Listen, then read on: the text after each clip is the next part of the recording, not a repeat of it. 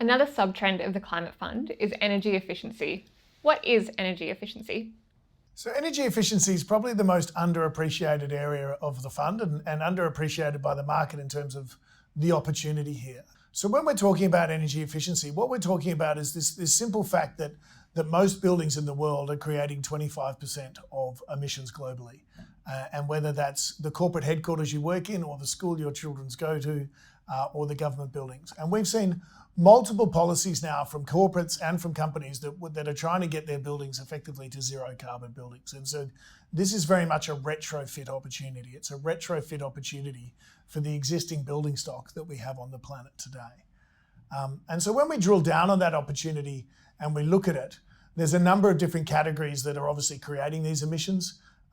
Things like lighting, things like your computers and office equipment, and things like your cooking and refrigeration. But the biggest one is a thing called HVAC, your heating, ventilation and cooling. That's actually nearly 35% of a standard building or house's emissions. And so this is the one big area that we see a large retrofit opportunity. And so what we're looking at here is really an electrification of heat and cooling. And so while most air conditioning is electric, most heating isn't. Most heating either comes from gas heaters or from fuel oil heaters, etc. And what we see is that effectively moving to electric over time.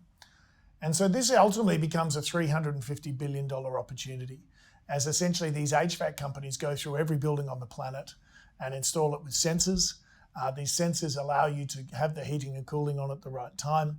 On top of that, they add software, and then finally they add the right equipment at the bottom. And so we see a long, effectively 8% revenue growth rate for these companies over the next 10 to 20 years. And that's really double what they did over the last 10 to 20 years. And it really gives you this wonderful 10 to 15% EPS compounding for these players that's really not reflected in their share prices today at all.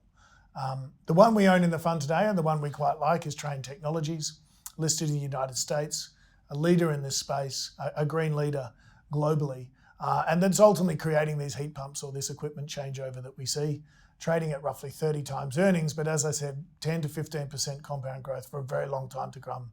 A really good quality compounder for the fund. The other great company that we like in this area would be Kingspan. Listed in Ireland, Kingspan is a leader of insulation products globally. Insulated panels that go on new build buildings, whether they're data centers or gigafactories that Tesla's building. And so what we find here is that every new building that goes up, the building regulations go up, i.e. the carbon intensity of the building has to go down. And the best way to fit within those regulations is to improve your insulation. When you want to improve your insulation, you go to Kingspan.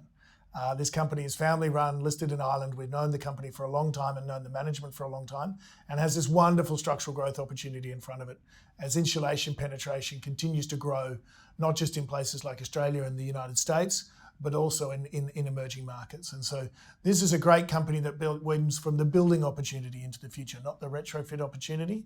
And it makes up another, as I said, underappreciated but great part of this climate product that we're working on today.